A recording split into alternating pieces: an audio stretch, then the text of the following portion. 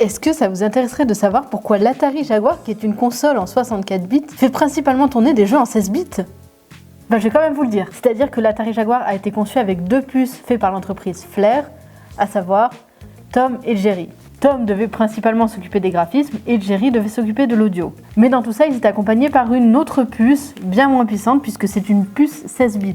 Cette puce Motorola se trouvait dans les Mac, dans la Sega Genesis et dans d'autres consoles Atari. Le truc, c'est que tous les développeurs tierces se sont tournés, en fait, non pas sur les puces de Flair, mais sur la puce Motorola.